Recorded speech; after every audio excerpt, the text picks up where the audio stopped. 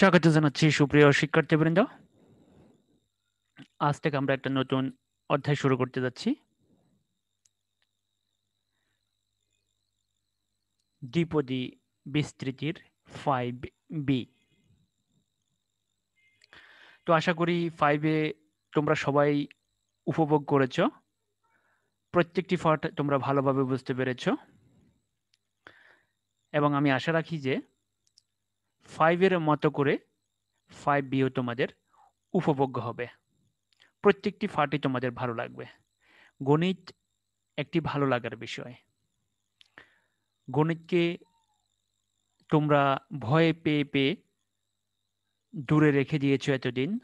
তো আমি আশা করতেছি যে গণিত তোমাদের ভালো লাগতে শুরু করেছে, গণিতকে তোমরা ভালোবাসতে শুরু করেছো। গণিত যদি ভালোবাসো তাহলে দেখবা প্রত্যেকটা বিষয় তোমার কাছে ভালো লেগে উঠবে। যে গণিত ভালো পারে সে প্রত্যেকটি বিষয় ভালো পারে।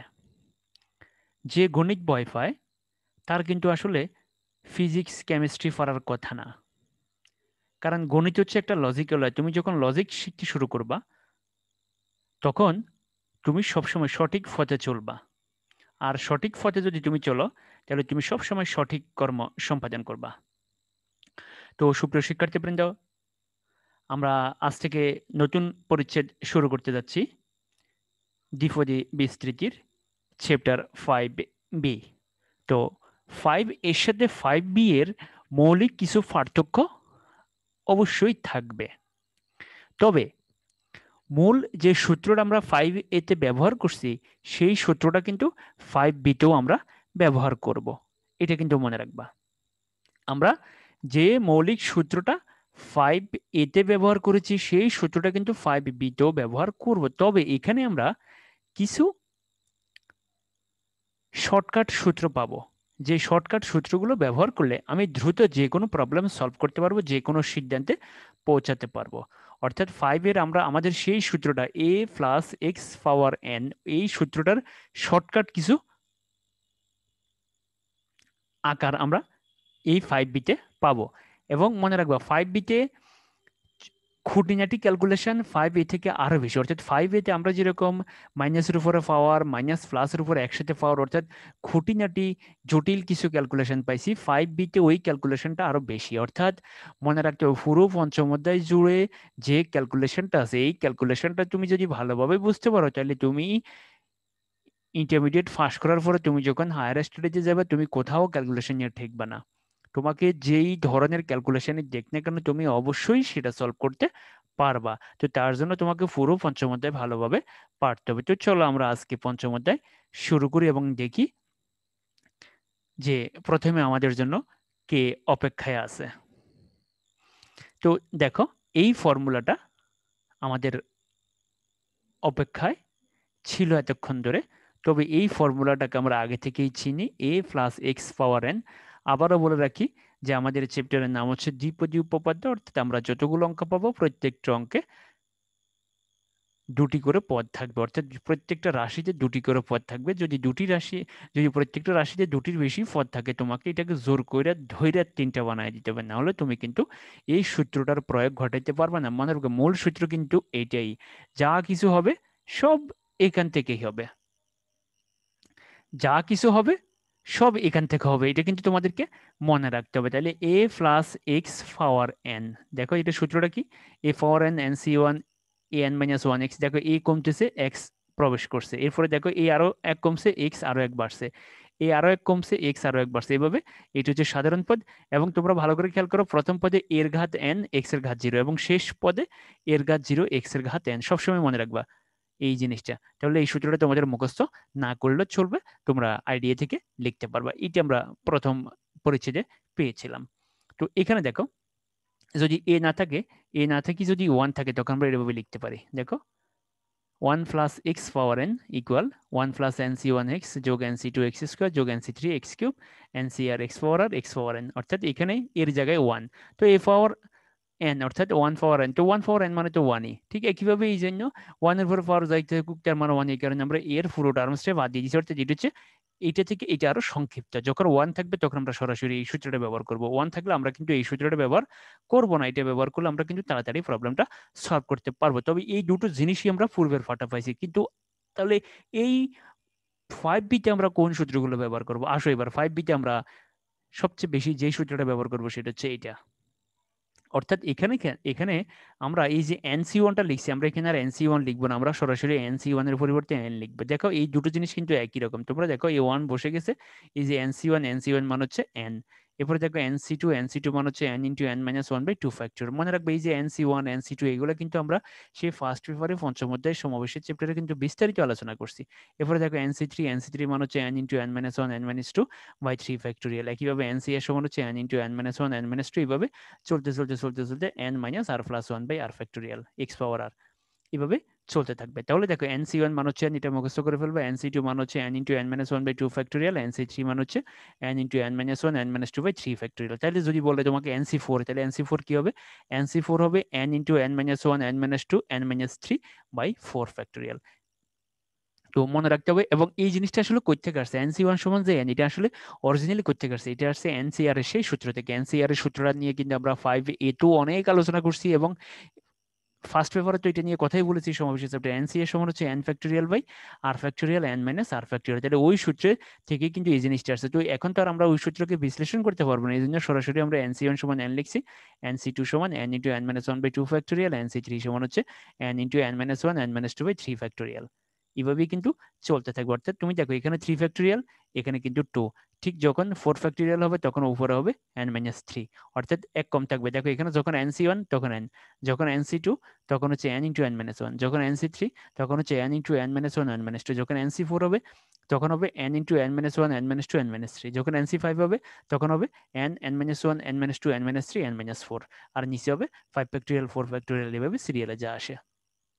এবং সাধারণ পদ হবে এইটা, এই রাশির বিস্তৃতিতে সাধারণ পদ হবে এটা। আমরা কিন্তু গত পরিচ্ছেদে প্রত্যেকটা অঙ্কে সাধারণ পদ এটা ব্যবহার করছি, NCR এ পাওয়ার n মাইনাস আর এক্স পাওয়ার আর, আর যখন ওয়ান থাকবে তখন সাধারণ পদ হচ্ছে NCR এক্স পাওয়ার আর। তাহলে দেখো এটি হচ্ছে সাধারণ পদ, কিন্তু আমরা এই পার্টে, এই অধ্যায়ে, এই পরিচ্ছেদে আমরা প্রত্যেকটা অঙ্কের জন্য সাধারণ পদ হিসেবে এটা ব্যবহার করবো। অর্থাৎ আমরা আর NCR ব্যবহার করবো না, কারণ NCR মান হচ্ছে এইটুকুই। আসলে NCR মান হচ্ছে এটা। তোমরা এখানে খেয়াল করো, যখন থ্রি ফ্যাক্টোরিয়াল তখন এখানে n মাইনাস টু, যখন টু ফ্যাক্টোরিয়াল তখন এখানে n মাইনাস ওয়ান। তাহলে যখন আর ফ্যাক্টোরিয়াল তখন আসলে অরিজিনালি এই জায়গায় হচ্ছে n মাইনাস ব্র্যাকেট দিয়ে আর মাইনাস ওয়ান। অর্থাৎ এখানে যা থাকবে ফ্যাক্টোরিয়ালে তার থেকে এক কম হবে, ফ্যাক্টোরিয়ালে তার থেকে এক কম হবে। দেখো এখানে থ্রি ফ্যাক্টোরিয়াল, এখানে টু ফ্যাক্টোরিয়াল, এখানে টু ফ্যাক্টোরিয়াল, এখানে ওয়ান। তোমরা ভালো করে খেয়াল করো, এখানে থ্রি ফ্যাক্টোরিয়াল, এখানে টু, এখানে টু ফ্যাক্টোরিয়াল, এখানে ওয়ান। তাহলে এখানে আর ফ্যাক্টোরিয়াল, এখানে হবে কত? আর মাইনাস ওয়ান। তো এই মাইনাসের কারণে মাইনাস হচ্ছে প্লাস হয়ে গেছে। তাহলে এই সাধারণ পদটা তোমাদেরকে মুখস্থ রাখতে হবে।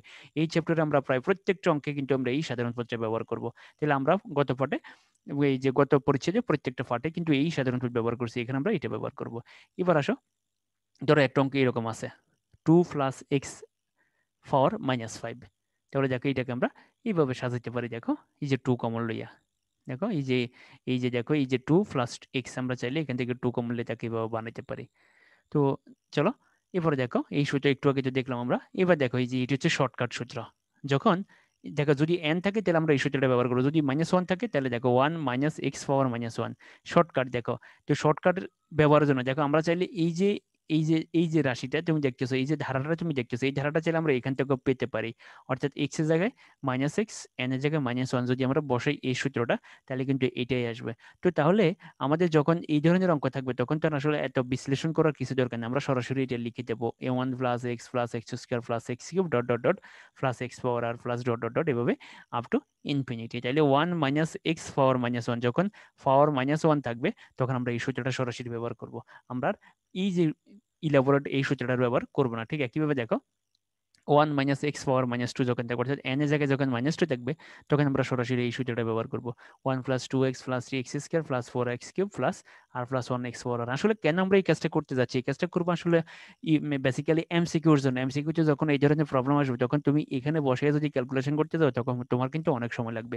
এই কারণে আমরা যখন এন এর মান যখন মাইনাস ওয়ান তখন এই সূত্রটা ব্যবহার করবো, এন এর মান যখন মাইনাস টু তখন এই সূত্রটা ব্যবহার করবো।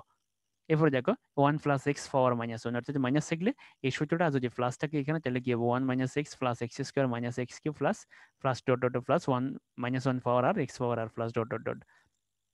তাহলে দেখো এই তিনটে সূত্র তোমাদেরকে একবারে ভালোভাবে মুখস্থ রাখতে হবে, অন্তত এমসিকিউর স্বার্থে। কারণ তুমি যদি এই জায়গায় বসে ক্যালকুলেশন করতে যাও, এই যে তুমি যদি এই জায়গায় তোমরা দেখবে ক্যালকুলেশন করতে গেলে আসলে অনেক সময় লাগে, কিন্তু তুমি যদি সরাসরি ব্যবহার করো তাহলে কম সময় তুমি কিন্তু তোমার কাঙ্ক্ষিত লক্ষ্যে পৌঁছতে পারবা। তো এই জন্য তোমাদেরকে এই যে এই সূত্রটা যে তোমরা এই যে 5 এ মুখস্থ করছো, 5B জন্য আমরা এই সূত্রটা ব্যবহার করব বেসিক্যালি, কিন্তু এই শর্টকাট এই তিনটে সূত্র তোমাদেরকে ভালোভাবে মনে রাখতে হবে দ্রুত অঙ্ক সলভ করার জন্য। কারণ তুমি যদি এই তিনটে সূত্র সরাসরি ব্যবহার করো, তুমি দেখবে যে কত দ্রুত তুমি যে কোনো একটা অঙ্ক সলভ করে ফেলতে পারতেছো। কারণ এখানে দিলে তোমাকে ক্যালকুলেশন করতে হবে, ক্যালকুলেশন করতে তোমার অন্তত 1.5-2 মিনিট 3 মিনিট সময় পর্যন্ত লাগতে পারে। তো এখন দেখো আমরা একটা প্রবলেম সলভ করবো। প্রথমে চতুর্থ পদ পর্যন্ত বিস্তৃত করো। এই ধরনের প্রবলেম কিন্তু আমরা গত পাঠেও করছি, আশা করি তোমাদের সেই সকল মনে আছে। তো চলো আমরা শুরু করি। এই রাশিটাকে আমরা চতুর্থ পদ পর্যন্ত বিস্তৃত করব। দেখো এটা হচ্ছে প্রদত্ত রাশি, দেখো এটার সাথে কম্পেয়ার করো। 1 + x⁴, দেখো আমার সূত্র, মূল সূত্র কিন্তু এটা 1 + x⁴, তাহলে এটার সাথে এটাকে কম্পেয়ার করো। কম্পেয়ার করলে কি হবে বলো? তাহলে দেখো মনে রাখবো মাইনাস থাকলে সবসময় দ্বিতীয় দ্বিতীয় পদের সাথে রাখতে হয়, এটা আমরা 5-এতেও বলেছিলাম। মাইনাস থাকলে সবসময় এটাকে দ্বিতীয় পদের সাথে রাখতে হবে। তাহলে এখন তুমি এটা যদি কম্পেয়ার করো তাহলে কি হবে? 1-এর জায়গায় 1 মিলে গেছে। এরপরে দেখো ভালো করে তোমরা এই যে আমরা যতগুলো অঙ্ক করব প্রত্যেকটা অঙ্কে হয় 1 + x থাকবে অথবা a + x থাকবে। তোমরা কিন্তু এটা ভালো করে খেয়াল রাখবে। তো চতুর্থ পদ পর্যন্ত বিস্তৃত করো মানে কি? 1 পদ, 2 পদ, 3 পদ, 4 পদ, মানে এই পর্যন্ত থাকবে আমার আনসারের ভিতরে, শুধুমাত্র এইটুকু থাকবে, 4 পদের বেশি থাকবে না। দেখো তাহলে এই যে দেখো এক্স মান হচ্ছে আমার -x, এই এক্স এর পরিবর্তে আমি কত বসাবো? এক্স এর পরিবর্তে আমি -x বসাবো।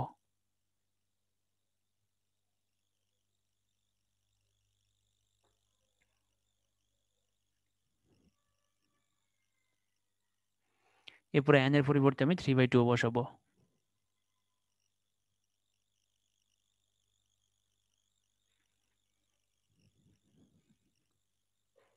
এবার দেখো বসাই দিলাম, দেখো চলে আসছে। এবার কম্পেয়ার করো, এই 1-এর জায়গায় 1 বসে গেছে। এবার দেখো nx, দেখো এই nx, n মান হচ্ছে আমার কত? 3/2, x মান হচ্ছে আমার কত? -x, দেখো nx, 1 + nx, মনে রাখবে এটা হচ্ছে n, এই 3/2 হচ্ছে আমার n, আর -x হচ্ছে আমার x। দেখো এই x এর জায়গায় আমার কত আছে? -x। এরপরে দেখো এই n এর জায়গায় আমার কত আছে? 3/2 আছে। তাহলে দেখো 1 + nx, দেখো nx মিলে গেছে, 1 + nx। এই লাইন লিখতে পারলে বাকিটা একবারে সহজ। এরপরে দ্বিতীয় পদ দেখো n × n - 1/2 ফ্যাক্টোরিয়াল, তাহলে দেখো n × n - 1/2 x², তাহলে n মানে কত? 3/2, তাহলে দেখো 3/2 × 3/2 - 1/2 ফ্যাক্টোরিয়াল ইন্টু -x², কারণ এটাই হচ্ছে আমার x, তাহলে -x², তাহলে n × n - 1/2 ফ্যাক্টোরিয়াল, এরপরে x², x মানে হচ্ছে আমার -x। দেখো তিনটে পদ কিন্তু অলরেডি বের হয়ে গেছে, এটা হচ্ছে প্রথম পদ, এটা দ্বিতীয় পদ, এটা তৃতীয় পদ, এবার চতুর্থ পদ। দেখো দেখো চতুর্থ পদ কি? n × n - 1 n-2/3 দেখো n মান হচ্ছে আমার কত? 3/2, তাহলে দেখো 3/2 × 3/2 - 1 3/2 - 2/3 ইন্টু x³ x মান হচ্ছে আমার কত? x মান হচ্ছে আমার -x। দেখো চতুর্থ পদ পর্যন্ত বের হয়ে গেছে। তোমাকে যদি পঞ্চম পদ বলে তাহলে তুমি আরেকটা বাইর করবে, ষষ্ঠ পদ বললে তুমি আরেকটা বাইর করবে, তাহলে চতুর্থ পদ পর্যন্ত বের হয়ে গেছে। এখন তোমরা একটা বিষয় খেয়াল করো, আমি এখানে যে plus dot dot dot up to infinity লিখছি, এইটুকু না লিখলেও চলবে। এইটুকু যদি তুমি না লিখো তাতেও কোনো সমস্যা নাই, এইটুকু যদি তুমি না লিখো তাতেও কোনো সমস্যা নাই, কারণ আমাকে চতুর্থ পর্যন্ত বলছে, এই পর্যন্ত রাখলেই চলবে, এই পর্যন্তই যথেষ্ট, এর বাইরে না রাখলেও চলে, কোনো সমস্যা নাই। তুমি এইটুকু, এই যে ফ্লাশ ডট ডট ডট, এটা না দিলেও চলবে, কোনো সমস্যা নেই। এখন এটুকুকে ক্যালকুলেশন করলে যা হবে তাই আমার আনসার। দেখো এটা যেভাবে ছিল এভাবে বসে দিছি, আর এখানে দেখো প্লাসে মাইনাসে মাইনাস, দেখো এই যে 3/2 আর -x ক্যালকুলেশন করে দেখো প্লাসে মাইনাসে -3/2x,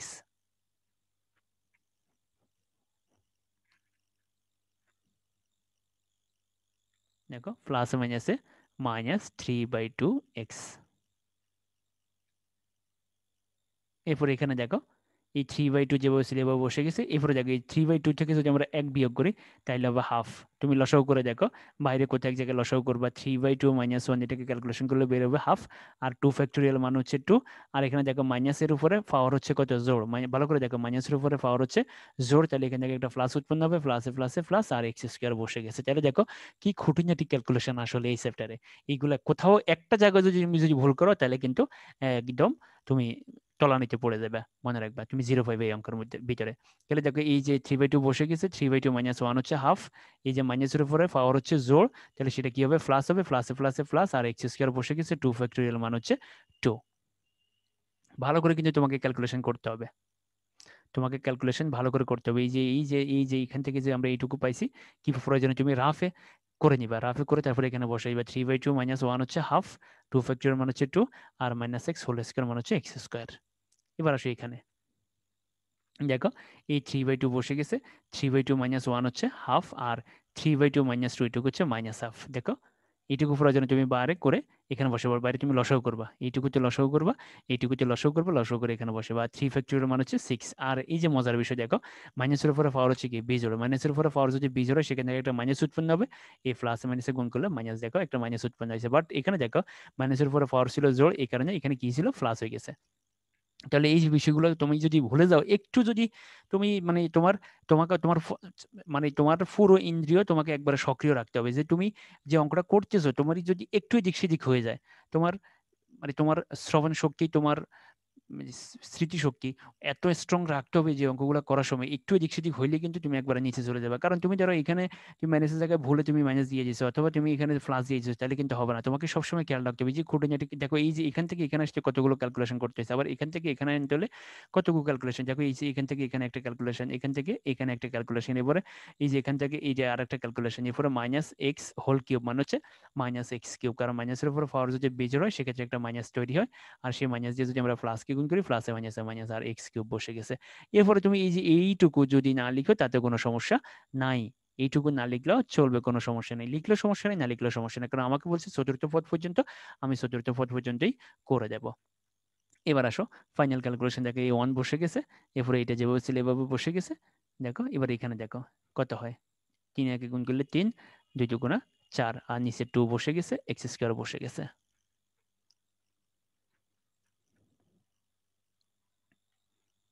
ভালো করে দেখো বিষয়টা।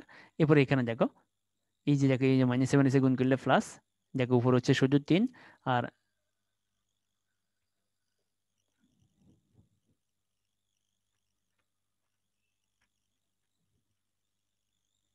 দেখো এই 2 দুগুণা 4, 4 দুগুণা 8, আর নিচে হচ্ছে 6।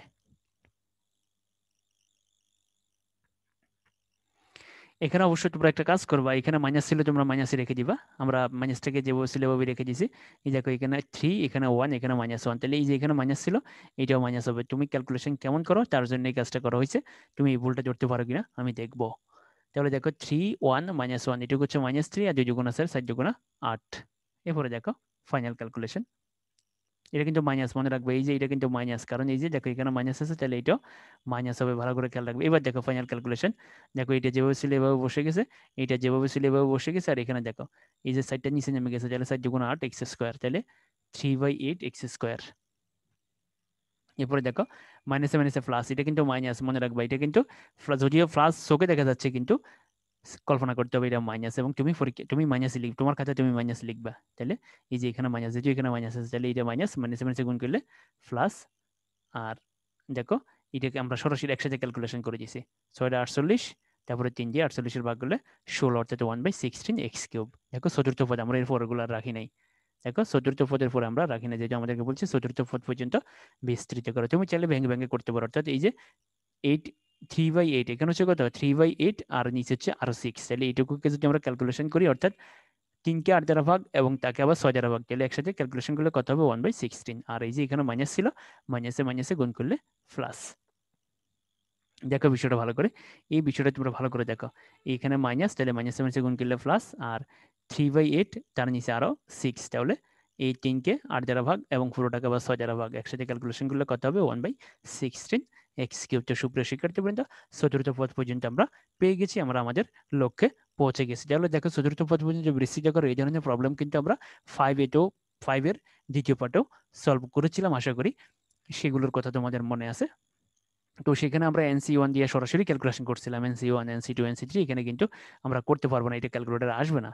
এটাকে এনসি অর্থাৎ ভগ্নাংশের এনসিআর এগুলো কিন্তু ক্যালকুলেটরে তোমরা আনতে পারবে না, এই কারণে আমাদেরকে ভেঙে ভেঙে এই যেটা করতে হচ্ছে, NC1 মান হচ্ছে n, NC2 মান হচ্ছে n into n minus 1/2 factorial, NC 3 মানে হচ্ছে n into n minus 1 n minus 2 by 3 factorial, এই কারণে ভেঙে ভেঙে আমাদেরকে করতে হয়েছে।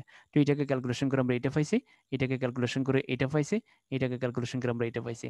এরপরে এই দুটাকে গুণ করে আমরা এটা পাইছি, এই দুটাকে এই তিনটাকে গুণ করে আমরা এটা পাইছি। এরপরে দেখো এইটা আর এটা গুণ করে আমরা 3/8 পাইছি।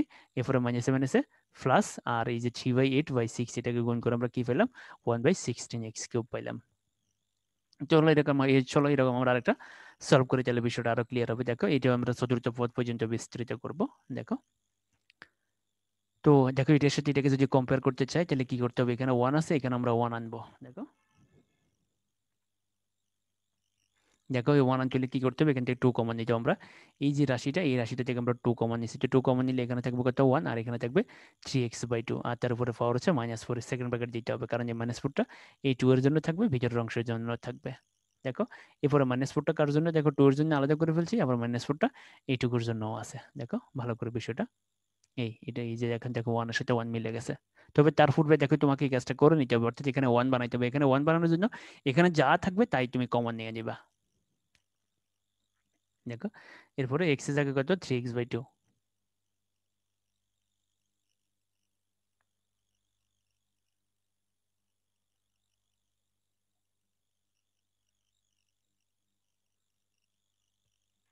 এরপরে n এর জায়গায় হচ্ছে -4।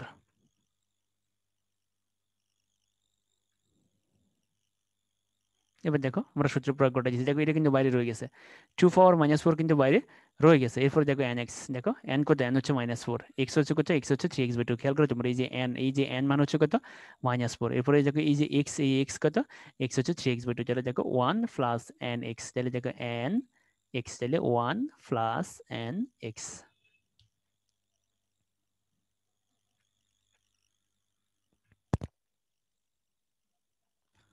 1 প্লাস nx, ভালো করে খেয়াল রাখবা। এরপরে দেখো n ইন্টু n মাইনাস 1, তাহলে দেখো n হচ্ছে কত, -4, তাহলে দেখো n into n minus 1/2 factorial x²। দেখো x মান হচ্ছে আমার কত, 3x/2। সিকোয়েন্সিয়ালি সব কিছু চলে আসবে, তুমি শুধু সূত্রটা মনে রাখবা। তাহলে n into n minus 1/2 factorial x²। ঠিক একইভাবে দেখো n into n minus 1 n minus 2/3 factorial, তাহলে দেখো n হচ্ছে কত, -4, তাহলে দেখো n into n minus 1 n minus 2/3 factorial x³ x মানে কত, দেখো x মানে হচ্ছে 3x/2,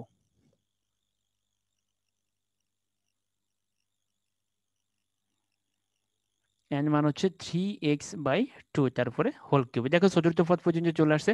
তুমি যদি প্লাস থেকে পরের এই অংশটুকু নাও লিখো তাতেও কোনো সমস্যা নাই, এইটুকু তুমি না লিখলেও চলবে, কোনো সমস্যা নাই। এইটুকু তুমি লিখবে না, না লিখলে তোমার জন্য ভালো, লেখা কমে যাবে। তাহলে দেখো আমাদের মূল জিনিসটা কিন্তু বের হয়ে গেছে। এবার আমরা জাস্ট এটাকে একটু ক্যালকুলেশন করবো, এটাকে একটু সুন্দর করে সাজিয়ে লিখবো। দেখো একসাথে ক্যালকুলেশন করে দিছি।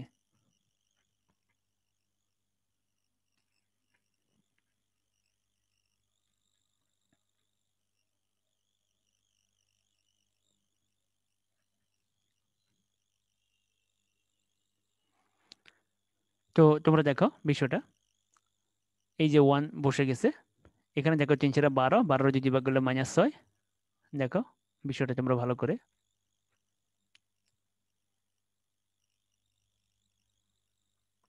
এই তাহলে 3 4 12, আর 12 যদি ভাগ করলে -6।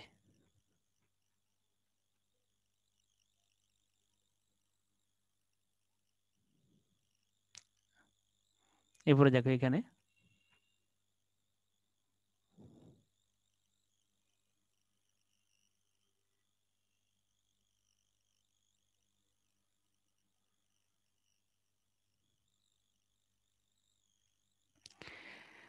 তো এখানে তোমাদেরকে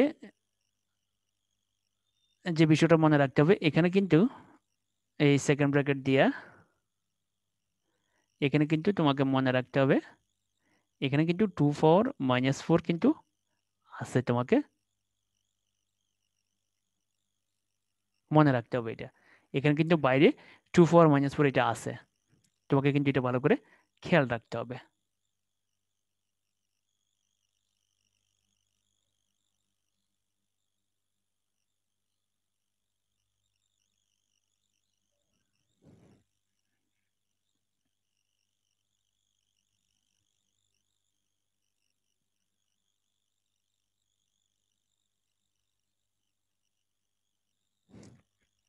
তো দেখো, তাহলে এখান থেকে আমরা ক্যালকুলেশন করে কি পেলাম? এই যে দেখো, এখান থেকে ক্যালকুলেশন করে দেখো, -4 -5 2 ফ্যাক্টোরিয়াল মানে হচ্ছে 2, এই দেখো 3x² মানে 9x²/4।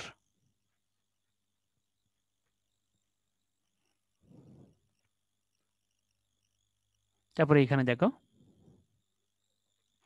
-4 -5 -6 3 ফ্যাক্টোরিয়াল মানে হচ্ছে 6, আর এখানে দেখো 3³ মানে হচ্ছে 3 3 9 3 নং 27 x³/8। এখানে দেখো এই যে 9, তোমরা যে 9 দেখতেছো, এই 9 এর জায়গায় কিন্তু 27 হবে, তোমাদেরকে ভালো করে খেয়াল রাখতে হবে।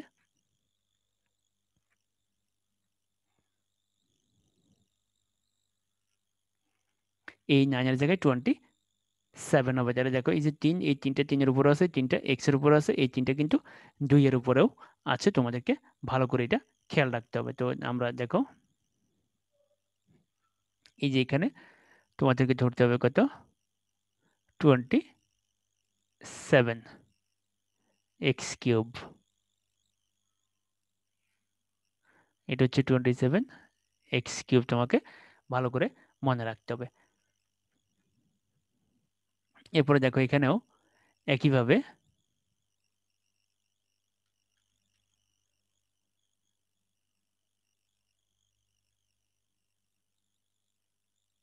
এখানে দেখো একইভাবে 2⁻⁻4 বাইরে থাকবে, এর সেকেন্ড ব্র্যাকেট ক্লোজ করে দিলাম। আর এই যে বাকিটা দেখো, বাকিটা যদি আমরা ক্যালকুলেশন করি, তাহলে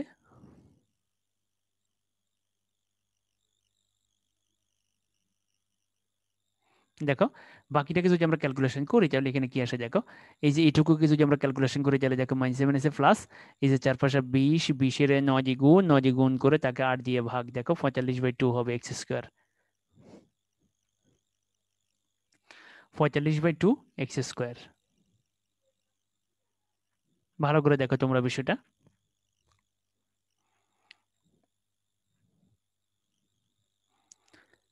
-4 ইন্টু -5 ইন্টু 9, ঠিক আছে, নিচে হচ্ছে কত, 2 ইন্টু 4, তাহলে হবে 45/2। ঠিক একইভাবে এখানে দেখো -4 -5 -6, তাহলে মাইনাস হচ্ছে 3টে, -3টা গুণ করলে মাইনাস হয়, এরপরে কত 4 5 6 27, এই তিনটা গুণ করবা, এরপরে নিচে হচ্ছে কত 6টা 48, তাহলে ক্যালকুলেশন করলে আলটিমেটলি কি দাঁড়াবে 135/2। মনে রাখবে এখানে কিন্তু 27, এখানে 27, তাহলে 4 5 6 ইন্টু 27।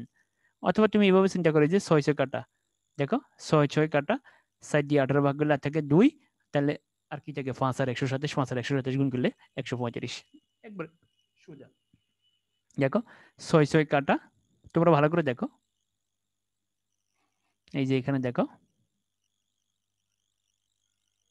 দেখো এই 6, এই 6 কাটা যাবে, এই সাইড দিয়ে যদি আমরা 8কে ভাগ করি তাহলে কত হবে, তাহলে হবে 2। তাহলে দেখো উপরে কত থাকতেছে, উপরে থাকে মাইনাস মাইনাস মাইনাস, 3টে মাইনাস গুণ করলে মাইনাস হবে, তারপরে এই 5 আর 27 গুণ করলে 135, আর নিচে থাকে 2x³।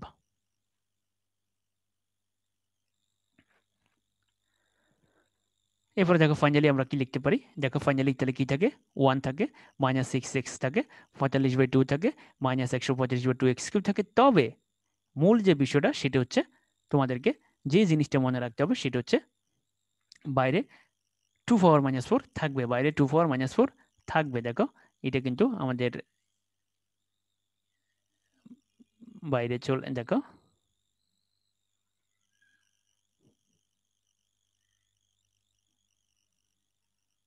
এইখানে এভাবে ব্র্যাকেট দিয়ে তোমাকে কি দিতে হবে, 2⁻⁻4। তাহলে দেখো বাইরে কিন্তু 2⁻⁻4 এটা থেকে যাবে, যেভাবে ছিল এই যে দেখো, এই যে 2⁻⁻4 যেভাবে ছিল এভাবে কিন্তু একদম প্রত্যেকটা লাইনের শেষে থেকে যাবে। তো দেখো আমরা চতুর্থ পদ পর্যন্ত বিস্তৃত করে ফেলছি, এবং তুমি দেখো তুমি কিন্তু মনে রাখবে এই যে জায়গাটুকু, এই জায়গাটুকু কিন্তু না লিখলেও চলবে, এইটুকু তুমি যদি নাও লিখো তাতে কোনো সমস্যা নাই।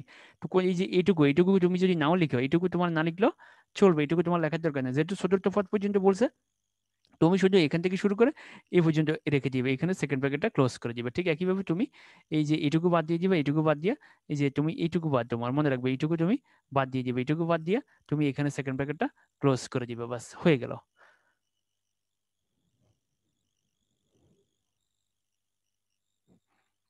তো চলো এরকম এই প্রবলেমটা তোমাদেরকে সলভ করতে হবে, তাহলে পুরো বিষয়টা তোমাদের কাছে ক্লিয়ার হয়ে যাবে। এটা অবশ্যই তোমরা সলভ করবা। এরপরে দেখো, এবার আমরা যে প্রবলেমটা সলভ করবো, 1 - 3x⁻⁻1 সেই শর্টকাট টার্মস। দেখো আমরা এখানে এই সূত্রটা ব্যবহার করবো না, কারণ এই সূত্রটা লিখলে অনেক বড় হয়ে যাবে। এখানে আমরা এখানে এটা ব্যবহার করবো, 1 - x⁻⁻1। দেখো আমরা এই সূত্রটাই এখানে ব্যবহার করবো তাহলে শর্টলি, কারণ এই ধরনের এই প্রশ্নটা কিন্তু এমসিকিউতে আসবে, এটা কিন্তু কখনো বোর্ড পরীক্ষা তোমাদের সিকিউতে আসার সম্ভাবনা নাই। দেখো তাহলে এটি হচ্ছে প্রদত্ত রাশি, দেখো মিলাও, মিলাইলে কি হয়, ওয়ানের জায়গায় ওয়ান তো আসেই, আর এই যে দেখো 3x, এই যে এক্স এর জায়গায় হচ্ছে আমার 3x, মিলে গেছে। তাহলে এক্স এর জায়গায় আমি জাস্ট কি লিখবো, এই সূত্রটা লিখবো, বাট শুধু এক্স এর জায়গায় আমি কি লিখবো, এক্স এর জায়গায় আমি শুধু 3x লিখবো। দেখো এই যে হয়ে গেছে। দেখো এই 1 + x + x² + x³ দেখো 1 + x + x² + x³ + x⁴ বাস। এখানে কিন্তু আমাকে বলে নাই কত পদ পর্যন্ত বিস্তৃত করো, এখানে কিন্তু আমাকে এই কথাটা বলে নাই। তুমি এখানে 3 পদ 4 পদ যেটুকু পারো সেটুকু করে রেখে দিবা। মনে রাখবা, তোমাকে যদি বলে তাহলে তুমি ওই পর্যন্ত যাবা, কিন্তু যদি তোমাকে কিছু না বলে তাহলে তুমি 3 পদ 4 পদ, তবে সর্বোচ্চ 3 পদ রাখলে যথেষ্ট, এর বেশি রাখার দরকার নেই। তোমাকে কিন্তু এখানে বলে নাই কত পদ পর্যন্ত বিস্তৃত করতে পারবে। এটাকে ক্যালকুলেশন করে দেখো, 1 বসে গেছে, 3x বসে গেছে, ক্যালকুলেশন করলে 9x, এটাকে ক্যালকুলেশন করলে 27x³, এটাকে ক্যালকুলেশন করলে 81x⁴। দেখো এইটাই, তাহলে এই রাশিটাকে বিস্তৃত করলে আমরা এটাই ব্যবহার। তুমি একটা বার বিবেচনা করো, তুমি যদি এই যে এই সূত্রটা ব্যবহার না করে তুমি যদি এইটা ব্যবহার করতে, অঙ্কটা কিন্তু অনেক বড় হয়ে যায়। তো এই জন্য শর্টকাট তোমাকে এই সূত্রটা ব্যবহার শিখতে হবে। তাহলে 1 - x⁻⁻1, 1 + x⁻⁻1, 1 - x⁻⁻2, এই যে তিনটা শর্টকাট টার্মস, এটা কিন্তু তোমাকে অনেক কাজ দেবে এমসিকিউতে। তুমি এটা ভালো করে মুখস্থ করে ফেলবে এবং তুমি শর্টকাট এই সূত্রগুলা ব্যবহার শিখবে। আর যখন পাওয়ার অন্য কিছু থাকবে তখন তুমি এই সূত্রটা ব্যবহার শিখবে, এই সূত্রটা ব্যবহার করবা। তাহলে এবার আসো, দেখো আমাদেরকে, দেখো এখানে দুটো টার্মস, দেখো এই একটা, দেখো এই একটা, তো এই দেখো এই যে এখানে দুটো পদ, এখানে দুটো পদ, তাহলে আমাদেরকে আলাদা আলাদা দুটোরই কাজ করতে হবে। এরপরে একটা থেকে আমরা একটা বিয়োগ করবো, বিয়োগ করে আমরা x² সম্বলিত পদ, অর্থাৎ x² যতবার, যত পর্যন্ত বিস্তৃত করলে x² পাওয়া যায় তত পর্যন্ত বিস্তৃত করবো। মনে রাখবো আমাদেরকে শুধুমাত্র x² সম্বলিত পদ পর্যন্ত, অর্থাৎ x³ আসা যাবে না, x³ আসা যাবে না, তোমাকে এটা মনে রাখতে হবে। x² সম্বলিত পদ মানে x³ আসা যাবে না। তো চলো আমরা প্রথমে এইটাকে কাজ করি। দেখো প্রদত্ত রাশি হচ্ছে এটা, তো 1 + x⁻n আমরা এটা নিয়ে কাজ করব। দেখো আমরা এটা নিয়ে কাজ করব। এই তো এটা নিয়ে কাজ করতে হলে তোমার যে কাজটা করতে হবে, দেখো এখানে 1 বানাইতে হবে, এখানে 1 বানাইতে হলে কি করতে হবে, 4 কমন নিতে হবে। দেখো আমরা 4 কমন নিয়ে নিছি। দেখো এই যে এখান থেকে আমরা 4 কমন নিয়েছি, এখানে তো 1 আছে, দেখো এখানে 1 আছে, এই যে 1 এর সাথে 1 মিলে গেছে। তাহলে এখানে আমরা কি করলাম, 4টা কমন নিচ্ছি। 4টা কমন নিলে কত হবে, 1 + 3x/4, এরপরে সেকেন্ড ব্র্যাকেট দিয়ে পাওয়ার দিতে হবে, কারণ এই পাওয়ারটা কিন্তু এই 4 এর সাথেও থাকবে। এবার ক্যালকুলেশন করলে কি দাঁড়াবে, দেখো 4 কমন নিচ্ছি, ভালো করে খেয়াল করো তোমরা। এর আগের অঙ্কে কিন্তু আমরা এখান থেকে 2 কমন নিয়েছিলাম, এখন আমরা 4 কমন নিছি। তাহলে দেখো এই যে পাওয়ারটা, এই পাওয়ার হাফ কিন্তু 4 এর সাথেও আছে, এই পাওয়ার হাফ কিন্তু এটার সাথেও আছে, দুটোর সাথেই থাকবে। তাহলে দেখো আমরা যদি এই পাওয়ারটাকে আলাদা করে ফেলছি, তাহলে দেখো 4 পাওয়ার হাফ আর এত পাওয়ার হাফ, আর এটাকে যেভাবে ছিল ওভাবে রেখে দিয়েছি। তো 4 পাওয়ার হাফ মানে কত, তোমরা তো ভালো করে জানো 4 পাওয়ার হাফ মানে হচ্ছে 2, কারণ হাফ মানে হচ্ছে রুট, হাফ মানে হচ্ছে রুট 4 এর উপর রুট মানে সেখান থেকে বের হবে 2। তাহলে আসো আমরা এটাকে বিস্তৃত শুরু করি। দেখো এই রাশিটাকে আমরা বিস্তৃত করবো, তো এটাকে তো বিস্তৃত করবো না, এটাকে কি বিস্তৃত করার মতো কিছুই না, আমরা শুধু এটাকে বিস্তৃত করবো। দেখো 1 এর সাথে 1 মিলে গেছে, এক্স এর সাথে, এক্স এর জায়গায় কত আছে, 3x/4, এক্স এর জায়গায় 3x/4, আর এন এর জায়গায় হচ্ছে হাফ।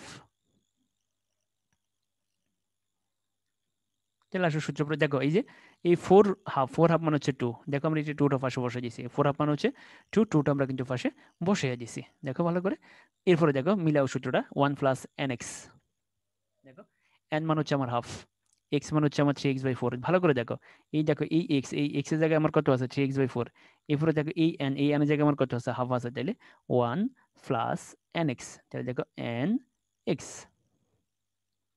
1 + nx। এরপরে দেখো n × n - 1/2 ফ্যাক্টরিয়াল, তাহলে দেখো n মানে হচ্ছে আমার কত, হাফ, x দেখো এই n মানে হচ্ছে আমার হাফ, এই x মানে হচ্ছে আমার 3x/4, তাহলে n × n - 1/2 ফ্যাক্টরিয়াল x²। দেখো x² সম্বলিত পদ, আমরা আর কিন্তু যাব না, আমরা আর এদিকে যাব না, আমাদেরকে বললেই দিয়েছে x² সম্বলিত পদ, তাহলে দেখো x² আমরা এখানে পেয়ে গেছি। তাহলে আমরা আর এদিকে যাব না, আমরা আর ডান দিকে এগোবো না, এইখান থেকে আমরা ক্যালকুলেশনটা শেষ করে দেবো। তাহলে দেখো এই রাশির বিস্তৃতি আমরা করে ফেলছি, তবে এটাকে একটু মডিফাই করে নিই। দেখো এই 2টা বাইরে বসে গেছে, 1 বাইরে বসে গেছে, দেখো এখানে আমরা কত পাই, উপর হচ্ছে 3x আর নিচে হচ্ছে 4 × 8।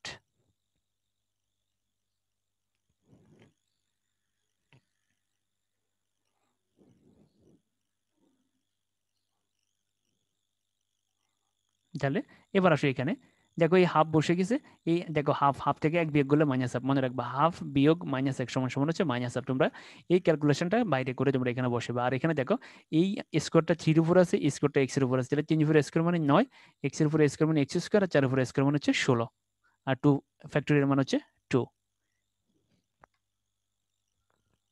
প্রতি লাইনে লাইনে ক্যালকুলেশন, প্রতি পদে পদে ক্যালকুলেশন। এবার আসলে এটাকে আরো মডিফাই করবো, এই যে জায়গায় এবার একসাথে ক্যালকুলেশন করেছি, এই 2 দ্বারা ভিতরে গুণ করে দিয়েছি, দেখো 2 দিয়ে একের গুণ করলে 2, এই 2 দিয়ে যদি আমরা এটাকে গুণ করি, দেখো বাড়ি 2 দিয়ে সবাই গুণ করে দিছি, এই 2 দিয়ে যদি এটাকে গুণ করি তাহলে কত হবে 3x/4। একই সাথে দেখো এই মাইনাসে মাইনাসে প্লাস 2 দুগুণা 4, 4 দুগুণা 8, দেখো 8 আর 16 গুণ, এরপরে উপরে কি থাকে এই 2 দিয়ে আবার ভিতরে গুণ হবে 9 দুগুণা 18, তাহলে একসাথে ক্যালকুলেশন করলে 9/64 x²। তোমরা ভালো করে ক্যালকুলেশনটা দেখো, এই ক্যালকুলেশনটা কিন্তু তোমাদেরকে একটু যদি ভুল হয়, তোমার এখানে যদি ভুল হয় তাহলে তো পুরো অঙ্কই ভুল হবে। তাহলে দেখো এই 2 দিয়ে আমরা এটাকে গুণ করছি, 2 দিয়ে আমরা এটাকে গুণ করছি, 2 দিয়ে আমরা এটাকেও গুণ করছি। তোমরা ভালো করে দেখো, এই যে দেখো এই 2 দিয়ে তুমি যখন এটাকে গুণ করবে তখন তুমি আগে ভিতরে গুণ করে ফেলো, ভিতরে গুণ করার পরে এবার তুমি তারা 2 দিয়ে গুণ করে দিবা।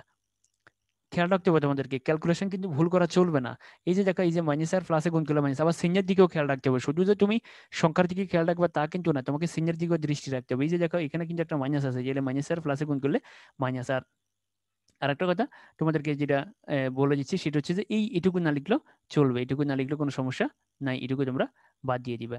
এই সেকেন্ড থার্ড ব্র্যাকেটটা তোমরা এখানে ক্লোজ করে দিবে, ব্র্যাকেটটা তোমরা এখানে দিয়ে দিবে, এই ফ্লাসটা দরকার নাই। ঠিক একইভাবে এখানে ব্র্যাকেটটা তোমরা ক্লোজ করে দিবে, কারণ আমার তো ইয়া পর্যন্ত চলে আসছে, এক্স স্কয়ার পর্যন্ত আমি পেয়ে গেছি, plus dot dot dot infinity না দিলেও চলবে। তবে হ্যাঁ, দিলে কি সমস্যা হবে? না দিলেও কোনো সমস্যা নেই, কারণ তোমাদের ভিতরে অনেক সময় কনফিউশন থাকতে পারে দেবো কি দেবো না। মনে রাখবে দিলেও সমস্যা নেই, না দিলেও সমস্যা নেই। তুমি ধরো এখানে দিছো এখানে দেও না, তাতে কোনো সমস্যা নেই। ধরো তুমি বলে এখানে দিছো এখান থেকে দেওয়া বন্ধ করে দিছো, তাতেও কোনো সমস্যা নেই। মনে রাখবে তোমরা সবসময় কনফিউশনে ভোগো।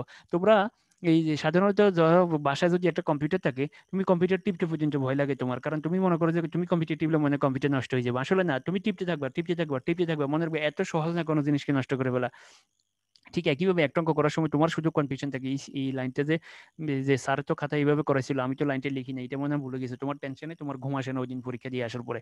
মনে রাখবে এগুলা কিন্তু কোনোভাবেই ভুল না, এগুলা এই এই তোমরা আসলে গণিত নিয়ে চিন্তা করো কম, গণিত নিয়ে ভাবো কম, তোমাদের সবসময় টার্গেট থাকে যে শুধু আমি ফাঁস করবো। আসলে তুমি ফাঁসের জন্য পড়বা না, তুমি শিখার জন্য পড়বা, শিখার জন্য পড়লে তুমি অটোমেটিক ফাঁস করে ফেলবা। তোমরা তোমাদের অনেকেরই ধারণা গণিতে প্লাস পাইলে চলবে, আমার শিখার দরকার নাই, আমার প্লাসের দরকার, আমি তো ইঞ্জিনিয়ারিং পড়বো না, আমার গণিত দরকার নাই। তুমি ভুল করতেছো, আমি মনে করব। তোমাকে যে কোনো জিনিস শিখার জন্য পড়তে হবে, শিখার জন্য পড়লে অটোমেটিক তুমি সেখানে পরীক্ষায় রেজাল্ট ভালো করবা। তুমি যদি শুধু পরীক্ষার জন্য পড়ো তাহলে কিন্তু তুমি কিছু শিখবা না, এবং দেখা গেছে তুমি পরীক্ষাও খারাপ করবা। তোমাদের অনেকেই ফিজিক্সে খারাপ করে, কেমিস্ট্রিতে খারাপ করার কারণ তারা ম্যাথ পারে না, ম্যাথ না পারলে তুমি ফিজিক্স কেমিস্ট্রি কিভাবে পারবা? এই কারণে তোমাকে ভালোবাসতে হবে গণিতকে, এই বিষয়টা তোমাকে শিখার জন্য পড়তে হবে। তাহলে তুমি দেখো এই যে খুঁটিনাটি, যে তুমি এখানে ধরো প্লাস ডট ডট দিছো এখানে দাও নাই, তোমার তো টেনশনে ঘুমো ধরে নাই ওই দিন যে পরীক্ষার কাছে আমি কি করে আসলাম, আমার তো মনে হয় অঙ্কটা ভুল হয়ে গেছে। আসলে না, এগুলা ভুল নয়, মনে রাখবে তোমরা। তুমি যেহেতু আমাকে বলছে এক্স স্কয়ার সম্বলিত পদ, এক্স স্কয়ারটা আমার এই যে থার্ড টার্মস এক্স স্কয়ার চলে আসছে, আমি আর পরে যাবো না, না গেলেও কোনো সমস্যা নাই। এরপর আসি এবার দ্বিতীয় পদ নিয়ে কাজ করবো আমরা, এটা নিয়ে এই সূত্রের সাথে কম্পেয়ার করো। দেখো তাহলে এক্স এর জায়গায় কত আছে, ওয়ানের সাথে ওয়ান মিলে গেছে, এক্স এর জায়গায় কত হাফ, x/2, এক্স এর জায়গায় হচ্ছে x/2, আর এন এর জায়গায় হচ্ছে -2। দেখো এই যে সূত্রটা আমরা করে ফেললাম, দেখো কম্পেয়ার করো, 1 প্লাস এন এক্স, এন মান হচ্ছে আমার -2, দেখো এই যে এন, এই এন মান হচ্ছে আমার -2, এরপরে এক্স, এই এক্স মান হচ্ছে আমার x/2, তাহলে 1 প্লাস এন এক্স।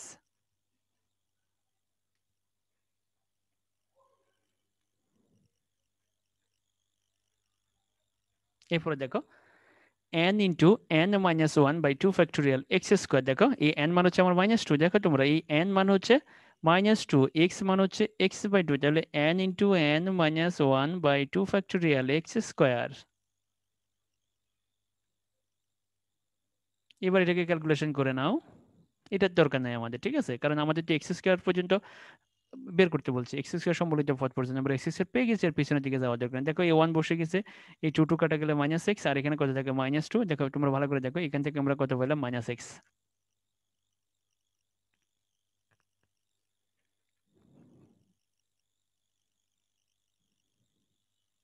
এরপরে এখানে দেখো এখানে কত পেলাম আমরা, এই -2 -3 2 ফ্যাক্টরিয়াল মান হচ্ছে 2 আর x² / 2 মান হচ্ছে x²/4।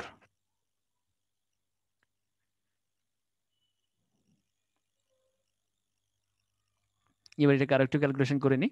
দেখো 1 বসে গেছে, মাইনাস বসে এখানে দেখো -7 আছে প্লাস 2 কাটা তাকে কত 3x²/4। দেখো 3x²/4 দেখো আমরা প্লাস ডট ডট দিয়ে লিখিনি, তুমি চাইলে এখানেও বাদ দিতে পারো। এই যে প্লাস ডট ডট ডট এটুকু চাইলে এখানে না লিখলেও চলবে, এটুকু এখান থেকে বাদ, এটুকু এখান থেকেই বাদ। দেখো আমাদের x² সম্বলিত পদ পর্যন্ত চলে আসছে। এবার দেখো আমরা রাশিটার কাজ করে ফেলি। দেখো এটাকে ক্যালকুলেশন করে আমরা এটা পাইছি, -7 গুণ করলে প্লাস। এবার আসো দেখো মান বসো, এটা সমান এটা পাইছি আর এটা সমান আমরা এটা পাইছি। এখন দেখো বিয়োগ করো, বিয়োগ করলে দেখো এই যে রেজাল্ট চলে আসছে। এই যে দেখো 2 থেকে 1 গেলে 1। এরপরে দেখো 3x/4 বিয়োগ x, এটাকে ক্যালকুলেশন করলে -x/4। এরপরে দেখো এই -9x²/4 এই প্লাসে মাইনাসে গুণ করলে মাইনাস, তাহলে দেখো এই যে এই রাশি মাইনাস এই রাশি, দেখো ক্যালকুলেশন করলে কত হবে -57/64 x²। তাহলে এই মাইনাস দিয়ে তুমি প্লাসকে গুণ করবা, গুণ করে তুমি এই দেখো -9x²/64, তারপরে দেখো এই -3x²/4 ক্যালকুলেশন করলে হবে -57/64 x²।